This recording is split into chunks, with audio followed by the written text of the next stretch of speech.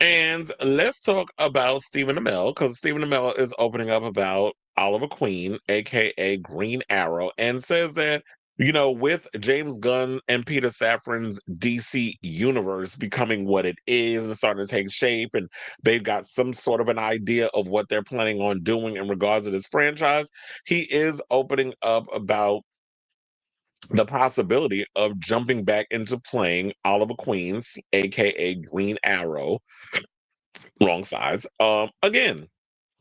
So shout out to Comic Book Movie for this story. It says before the DCEU and DCU, there was Arrow. The show took a darker approach to Oliver Queen, played by Stephen Amell. This Green Arrow was more aggressive and his story is more adult. The series lasted for 8 seasons, too long if you ask me, and despite its departure from its source material, it became the seminal depiction of the Green Arrow for many.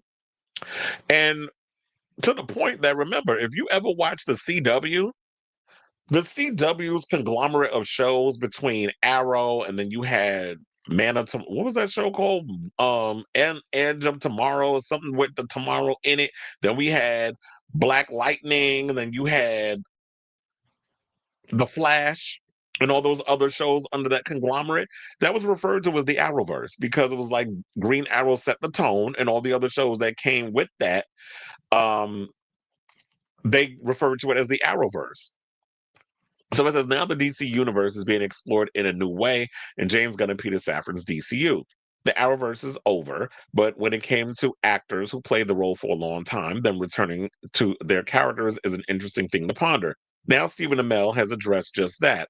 The actor attended the Arrowverse Heroes panel at Motor City Comic Con alongside John Diggle actor David Ramsey via Screen Rant. The two were asked if they'd like to reprise their Arrowverse roles in the DCU or join the franchise as different characters. Now, Amell said that though he's not privy to DC Studios' plans, he would be willing to do whatever pleased his fans. The actor then expresses fondness for the way in which his portrayal of Oliver Queen and the Arrow series as a whole have resonated with his audience, saying, I love playing the Green Arrow. I love playing Oliver Queen, but I think more than that, I like how it makes people feel when I come to these conventions, or just when I'm walking around on a daily basis. Not a day goes by that someone doesn't talk to me about Arrow, the Green Arrow, Oliver Queen, but they always then relate it back to their experience with the series, how it made them feel, whether they bonded with a sibling or a parent or a friend of the series. Now, for his part, David Ramsey said that he loves Darkseid and he would like to play the villain.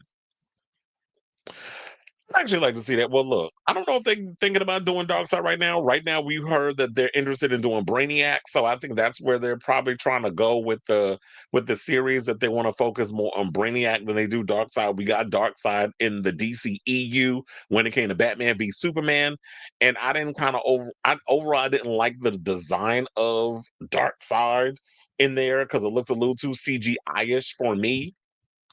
I think they could have found ways to make it look more interesting. But in regards to this, look, I was a fan of Arrow. I loved Arrow for the first couple of seasons. The later part of the shows, I was like, okay, this is kind of trash. But for the most part, they like the first 3, maybe 4 seasons, it was good. But that always happens when it comes to CW type shows. They do too many seasons. They don't know when to just like wrap it up with a show. Because I said the same thing about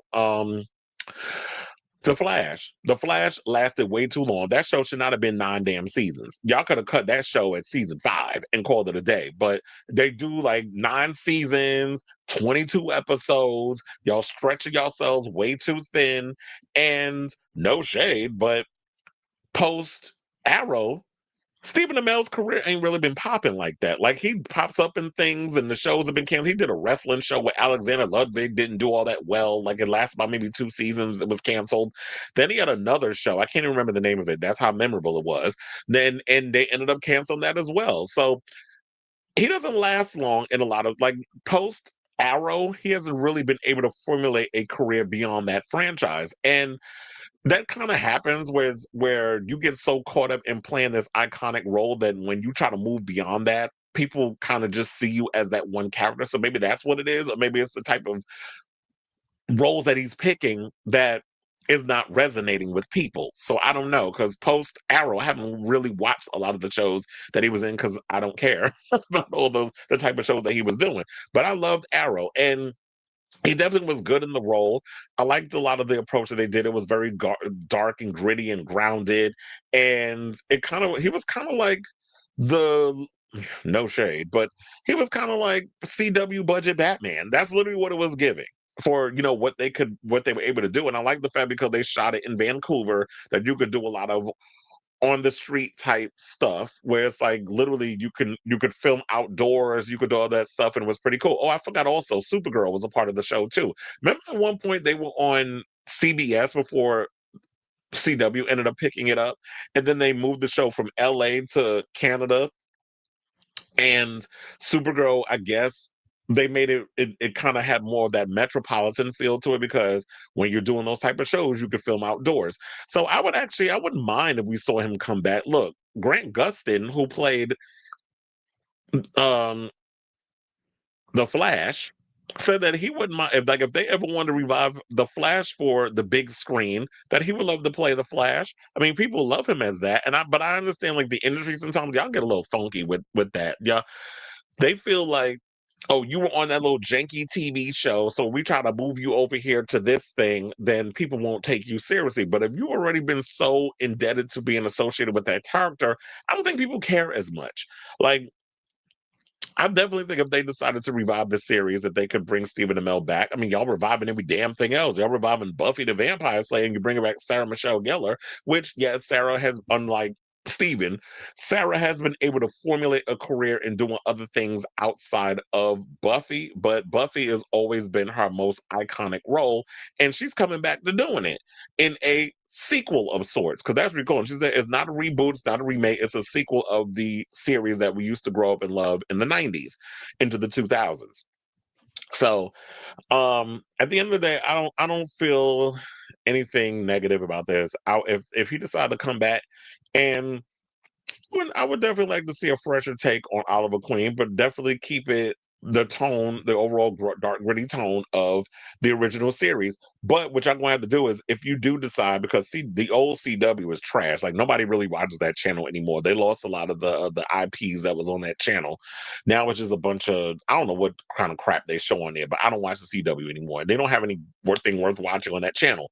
But if they would decide to bring it back, it's like, yeah, cut it down. We don't have to do 22 episodes. Like, nobody even has the patience to sit through 22 episodes of a show anymore. So you could do maybe, I'd say a good even 10, maybe 12 episodes of a show, and that'll keep a lot of the fans satisfied. Do it even 10, not 8. I hate the fact that Netflix does 8 episodes. I don't know why y'all are so dead set on that freaking number. But if y'all do just a even flat 10 episodes of a season, I'd be here for it because you could trim all that fat. You don't have to add all these other little things in there. Just keep it focused on one particular main villain type situation. Tell it in 10 episodes, and we good. So I say all this to say, what do you guys think of this story? Would you be down to see Stephen Amell, who has been making a lot of the convention circuit, and when you do genres like superhero or horror or any of that stuff, the conventions is definitely how you make your bread and all that stuff outside of the whole acting thing when you're selling your merch and you're doing the meet and greets and all that other stuff. He says that he'd be down to reprising his role as Oliver Queen for the DCU. And look, that was the best role he ever took on. And I forgot he did a movie also with him and his cousin Robbie Amell, where they had like powers or something. I forgot what the name of it was, but it's 2 movies they made that was on Netflix. That wasn't bad. But outside of that, it was just like, yeah, Stephen Amell hasn't really been able to formulate a career outside of Arrow. He's been doing things here and there, but we already know that's his most iconic role. So I definitely want to hear from y'all. Let me know what your thoughts on this story in the comments down below.